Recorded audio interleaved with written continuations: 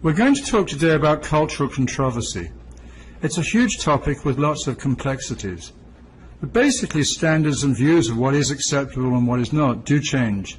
And so it's important to look at whatever is currently controversial and arouses concern, as well as what aroused concern in the past. A lot of the early debates, and actually right up until perhaps the last 10 or 15 years, were about sex. Sex as a topic, what could one legally show, what couldn't one legally show, and the law tended to be quite strict. But these days it's got increasingly lax and open on that topic, with the one topic where the law is still willing to say you can't do it is child pornography. So these days, especially the last 10 years, the topics over which people debate and the controversial cultural topics have to do with things like politics and what kind of public statues should we have Christopher Columbus, and so on. And especially more recently, how far should one go, for example, in criticizing Donald Trump? Can a newscaster show an image of Donald Trump's head executed, or can Julius Caesar be executed looking like Donald Trump? These are some of the topics which these days we debate. As I said, a lot of the debates in the past revolved around sex, and in particular, what, if anything, is obscene. In the United States, issues of obscenity raise issues of limitations on the freedom of speech in the press, which are otherwise protected by the First Amendment. Federal obscenity law in the U.S. is unusual in that there's no uniform national standard. Former Justice Potter Stewart of the U.S. Supreme Court, in attempting to classify what material constituted what is obscene, famously wrote, "I shan't today attempt further to define the kinds of material I understand to be embraced, but I know it when I see it." In the United States, the 1973 U.S. Supreme Court ruling in Miller versus California established a three-tiered test to determine what was obscene, and thus what was not protected versus what was merely erotic, and thus protected by the First Amendment. Delivering the court's opinion, Chief Justice Burger said, "The basic guidelines must be A, whether the average person applying contemporary community standards would find that the work taken as a whole appeals to the prurient interests. B, whether the work depicts or describes in a patently offensive way sexual conduct specifically defined by the applicable state law. And C, whether the work taken as a whole lacks serious literary, artistic, political, or scientific value." So community standards are important, whatever the community seems to think. The applicable state law is important, so these are state law issues. There's no national standard. And also, if the work has literary, artistic, political, or scientific value, or it can be claimed that it does, then it's exempt from obscenity charges. In the United Kingdom, the Obscene Publications Act of 1959 sets out the criteria for what material is allowed to be publicly accessed and distributed. Obscenity laws go back much further than 1959 into English common law. In 1727, there was a conviction of Edmund Curll for publicizing something called Venus in the Cloister, or the Nun in Her Smock, and he was convicted on the common law offense of disturbing the peace. And that seems to be the first conviction for obscenity in the UK, and it's set a legal precedent for other convictions. These common law ideas of obscenity formed the original basis of obscenity law in other common law countries, such as the United States. The Obscene Publications Act of 1959 is notoriously vague, defines obscenity as material likely to, quote, deprave and corrupt. And actually the 59 Act was passed just as many Western countries were about to enter a new phase of sexual freedom. There was a trial of Penguin Books for publishing Lady Chatterley's Lover in 1960, and they failed to secure a conviction for obscenity. In the United Kingdom, the singer and ukulele player George Formby, back in the 1930s and 40s and 50s, was a central figure in some of the controversy, which revolved not around whether Formby's material was okay for theatrical and club performances to which people had to make a special effort to attend. It was generally agreed that was okay. The question here was whether it was okay for his material to be broadcast over the BBC, which came into almost everyone's home. And so here's a short documentary of the Formby debate. And again, you can see there are analogies here with FCC standards in the United States. When it comes to songs and sex, there is one repeat offender whose lewd lyrics led to an entire file of transgressions. whether he was cleaning windows or playing his little ukulele. This cheeky chappie from the north fell foul of the BBC's Dance Music Policy Committee on countless occasions. In at number 1 on our list of Britain's most dangerous songs is George Formby with One afternoon the band conductor up on the stand somehow lost his baton, it flew out of his hand. So I jumped in his place and then conducted the band with my little stick of Blackpool rum. You can see here some detail on the obscenity trial of Penguin Books for publishing the novel by D.H. Lawrence. The trial was held in 1960, and work was thought by the prosecutor to be obscene because, for example, it had words in it like fuck and cunt, and then descriptions of sex. But the prosecution lost their case and there was a lot of ridicule. Also, it didn't really have the effect that the trial that it was intended to, because, for example, I was a very young school kid at the time, and we'd never heard of D.H. Lawrence. We would never have read the book, but as soon as the trial got all this publicity, all my school friends and I rushed out to buy copies of the book, and we read it very carefully. So, then in the United States, around the same time, there was Playboy magazine and Hugh Hefner and the famous centerfold, which was a nude centerfold. And the city of Chicago actually prosecuted Hefner in 1963 for selling obscene literature after there was an issue of Playboy that featured the nude photographs of the Hollywood actress Jane Mansfield. The jury couldn't reach a verdict and the charges were eventually dropped, and Hefner went on to found Playboy Foundation and provide grants to non-profit groups fighting censorship and researching human sexuality. Much later, there was the Robert Mapplethorpe furor, and here, Mapplethorpe's photographs obviously take explicitness a stage further. You can see what he's doing. And critics here, it was hard for them to argue that this material had to be banned, but what they argued was, which is again a common argument in some of these cases, there's no reason why the taxpayer should be funding this material. And so they argued that Mapplethorpe's exhibition, The Perfect Moment, had received funding from the National Endowment of the Arts, and that this really wasn't appropriate, and that was their case. But they lost that case too. And then, as late as 1999, there was the sensation show in New York City, and Mayor Rudolph Giuliani tried to close down the Brooklyn Museum, which had put on the sensation show.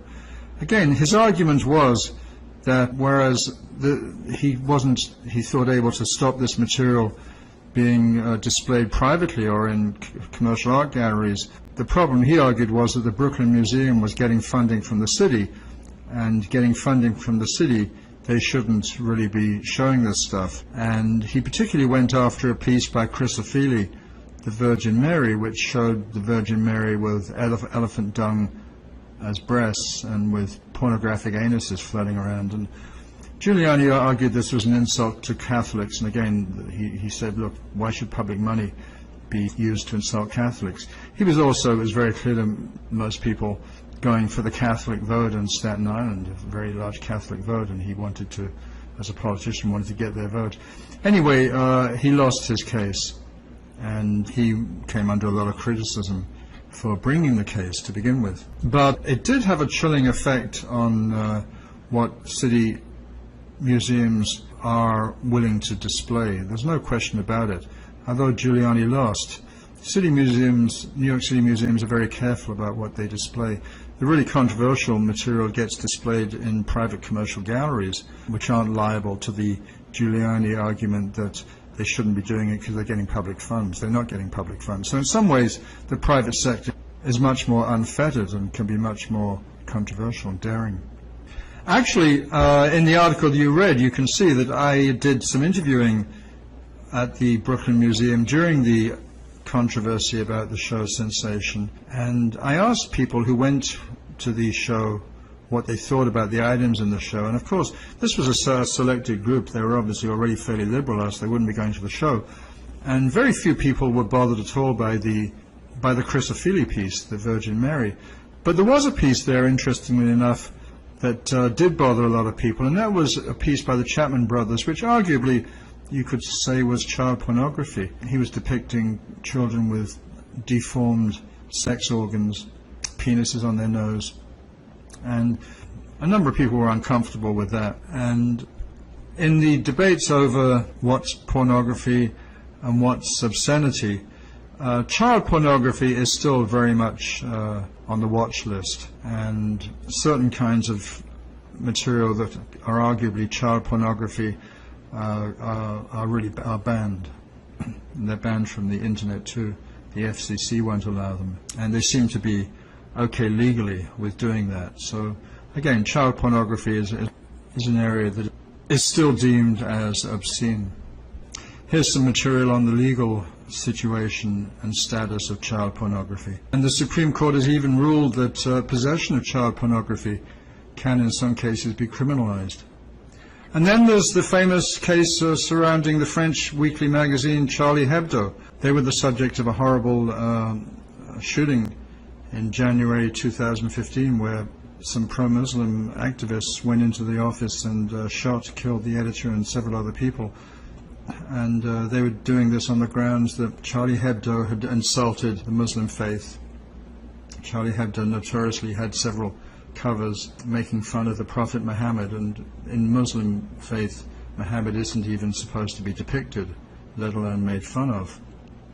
And Charlie Hebdo again specializes on the whole, leftist topics that are considered to be highly controversial. Here are some examples of the Charlie Hebdo covers. Here's one that depicts the Prophet Muhammad as gay. He's kissing another man. And Charlie Hebdo supported France's controversial law banning women from wearing burqas in public. And they had the headline, yes, it's okay to wear a burqa, but it's got to be inside. And they had a picture of a woman with a burqa in her genitals. Obviously very much pushing the boundaries. And then the award to Charlie Hebdo by the PEN American Center Writers Guild that has a long tradition of defending free speech. And after the horrible shooting 2 months afterwards, they gave an award to the Charlie Hebdo magazine for its contributions. And 6 PEN members said, look, we don't really approve of this. I mean, we don't think that they should have been shot, but we think that making fun of, for example, the Muslim religion is not really something that people ought to be doing. So there was some debate about that. And this brings us to Donald Trump, and what he's done is he's raised cultural controversy, but taking a politically conservative view, but using some of the same arguments that opponents of control have always used, namely that we should be free to say what we think on some topics. He's argued that, quote unquote, political correctness is stifling free speech, and that there is a large constituency out there who seem to agree with him and that these topics should be depicted and talked about. And it's an interesting discussion. Is it okay to insult a woman's looks? To say about Carly Fiorina, who would anyone vote for someone who looks like that? Is it okay to mock someone who's disabled? Is it okay to mock people who are not particularly tall? Trump said little Michael Bloomberg several times after Bloomberg criticized him at the Democratic National Convention. These are just interesting debates. Another aspect of this, in the context of Donald Trump's presidency, is how far should critics of Trump be allowed to go in their cultural depictions? For example, should a TV star be allowed to show a depiction of Trump beheaded, or should a theatrical production of the Shakespeare play Julius Caesar be allowed to depict Caesar when he was being assassinated in the play as looking like Donald Trump? Or, for example, is it okay for people in restaurants who see a member of the Trump administration, such as Sarah Huckabee, to tell her to leave? And then there are the recent debates that are focused on public statues and which ones are acceptable. New York City Mayor de Blasio appointed a public design commission to review some of these statues. They voted, for example, to remove the statue of Marion Sims, who became a controversial figure because of the research that he conducted on enslaved people. Before that was removed, there was a statue called Civic Virtue, which had been outside the Queensborough Hall. And people began to object to that because it depicted a male apparently standing on two semi-female serpent figures, and that seemed to be an insult to women. And so that was removed to the cemetery. The commission appointed by the mayor voted, however, to keep the statue of Christopher Columbus, based on the recommendation of Richard Alber, a CUNY sociologist, who said that the Columbus statue was basically put up there to honor Italian Americans who had been horribly discriminated against in the 19th century, and therefore it really ought to stay. Still, some people disagreed with that, arguing that Columbus had mistreated indigenous peoples, and the controversy will clearly go on. The American Museum of Natural History decided of its own accord to take away the statue of Teddy Roosevelt that had been outside the museum for many, many years, on the grounds that it was insulting to Native Americans and African Americans, because the statue depicted Teddy Roosevelt, President Teddy Roosevelt, leading a horse, and behind him were following a Native American and an African American male. There's an interesting, more conservative position taken by the SUNY professor Michelle Bogart, who actually wants to keep all the statues, but instead of removing them, she wants to put plaques next to them talking about the new controversies and some of the pros and cons of the historical context. And she argues that, look, if we just remove all statues that are slightly controversial, there's going to be no history left. And so this is a better solution. We shall quickly mention three other kinds of controversies. We don't have time to discuss them, but they're fairly recent and we should definitely mention them. The first kind of controversy is the question of the extent to which the misbehavior of the author of a cultural work affects our assessment of the work. So, for example, here's the artist Chuck Close. His work has been acclaimed for many decades, and now he's been accused of sexual harassment. Does that mean we should stop looking at his artwork? Interesting controversy, and again, the kind of misbehavior people can engage in is not just sexual, but the basic question is, to what extent should the misbehavior of an artist, producer of a cultural work, affect the extent to which we decide to enjoy the cultural work itself? The second kind of controversy is critical race theory, which of course is very important these days. To what extent should certain ideas be banned from schools? In particular, the whole question of critical race theory, and obviously that's an ongoing issue. And the third controversy is the one raised by Julian Sinclair in his article on the hit movie The Farewell. He basically points out that the movie The Farewell, it's set in China, and it's basically about a family, and the theme is, to what extent should they conceal from the grandmother the fact that she's terminally ill? But during the film, they go through a lot of Chinese history, but they do it in a very careful way so as not to offend the Chinese authorities. So when they talk about the grandmother's history, and she's been involved in a lot of Chinese history, they don't talk at all in any kind of critical way about some of the very critical things that the Chinese government did during that period. And so the question is, to what extent, if you're making something like a film or depicting a particular society, to what extent do you have some obligations to point out some of the major inequities and bad things that have happened in that society? Or can you just gloss over them? Is that okay? A recent phenomenon is banning books. Much of the research on this is being done by the group PEN America, which strongly opposes book bans. The phenomenon of banning books on a large scale was only initiated in 2021. As PEN America says, the 2022-2023 school year was marked by an escalation of book bans and censorship in classrooms and school libraries across the US. PEN America recorded more book bans during the fall of 2022 than in each of the prior two semesters. This school year also saw the effects of new state laws that censor ideas and materials in public schools, an extension of the book banning movement initiated in 2021 by local citizens and advocacy groups. Broad efforts to label certain books as, quote, harmful and, quote, explicit are expanding the type of content suppressed in schools. Again and again, the movement to ban books is driven by a vocal minority demanding censorship. At the same time, a 2022 poll found that over 70% of parents oppose book banning, yet the bans do continue. Many public school districts find themselves in a bind. They face threats and political pressure, along with parental fears and anxieties surrounding the books on their school shelves. School boards, administrators, teachers, and librarians are told in some cases to, quote, err on the side of caution in the books they make available. And too often, as Penn says, they just do that. It should, however, be stressed that the book banning phenomenon is concentrated in a small number of states, in particular Texas, Florida, Missouri, Utah, and South Carolina. Still, the implication of bans in these 5 states are far-reaching, as policies and practices are modeled and replicated across the country. Let's look now at the content of the books that tend to be banned. Overwhelmingly, book banners continue to target stories by and about people of color and LGBTQ individuals. In the 6-month period covered by the study, 30% of the unique titles banned are books about race, racism, or they feature characters of color. And 26% of the unique titles banned have LGBTQ plus characters or themes.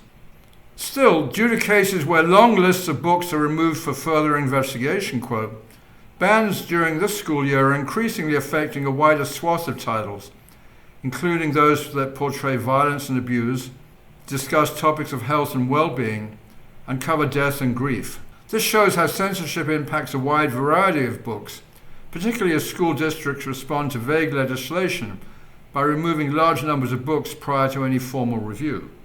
Let's look at the most banned books in 2022. The most banned book was a book called Gender Queer a Memoir by Maya Kababi.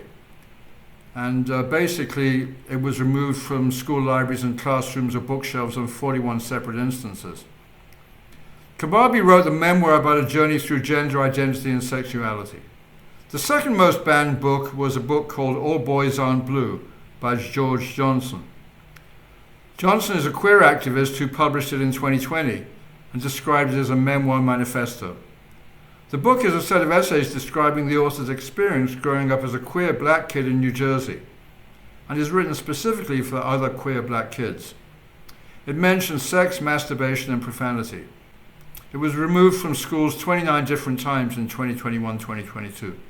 The third most banned book in 2022 is Out of Darkness by Ashley Hope Perez, and it portrays the forbidden love story of a Mexican-American girl and a black boy in the 1930s.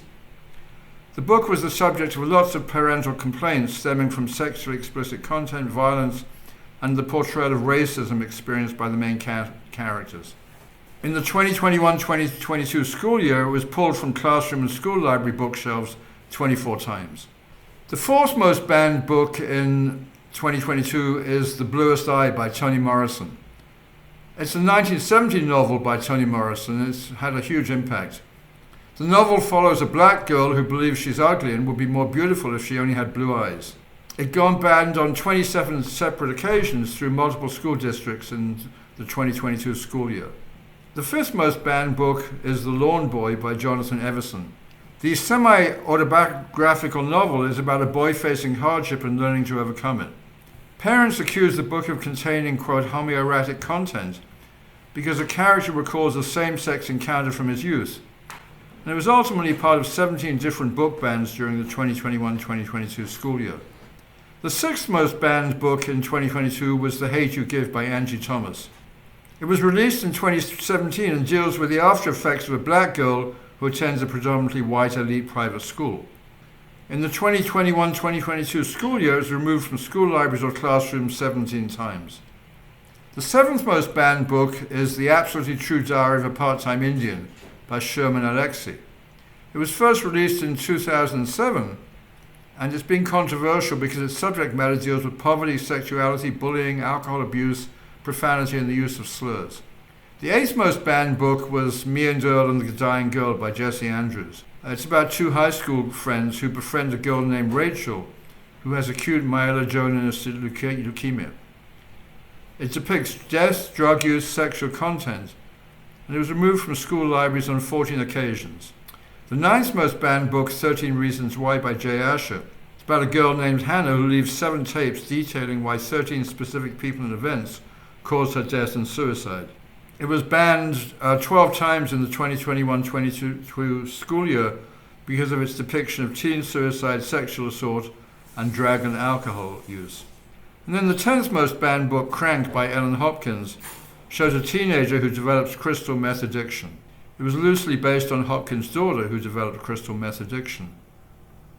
And because of its portrayal of addiction and drug use, it was banned by schools 12 times in 2021 to 2022 school year. The book banning movement, as you can call it, basically consists of 3 kinds of groups. The first group are those who are connected to advocacy groups. That is, they're groups who are organized to advocate against certain books. The most influential of these is Mums for Liberty, which is connected to 58% of all the advocacy-led book bans around the country. The second kind of group associated with book bans is bans that are connected to political pressure by elected or appointed officials. They have some power and they go out and explicitly challenge books in ways that can intimidate school administrators and educators. For example, in Texas, State Representative Jared Patterson challenged books in his district and publicized the challenges on his office's website.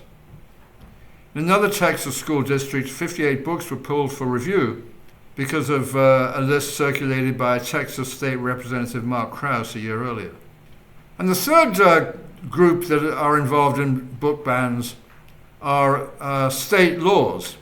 That is the laws passed by state legislatures in, for example, Florida, Utah, and Missouri. And these include laws that contain direct prohibitions on certain content in schools. And they specify new rules about how books need to be catalogued or new conditions under which they can be accessed. And they threaten punishment for teachers, librarians, administrators if they provide students access to the material deemed, quote, harmful or explicit. And if the legislation is vague, it does have a chilling effect. So across a number of states during the 2022-2023 school year, new laws gave decision makers incentives to take an overly censorious approach to the content and identities available in classrooms and libraries. The language is so vague that people who are involved in teaching just don't want to take a chance. Okay, well, that's a look at the recent phenomenon of book banning on a large scale. All right, lots to talk about. Speak to you later.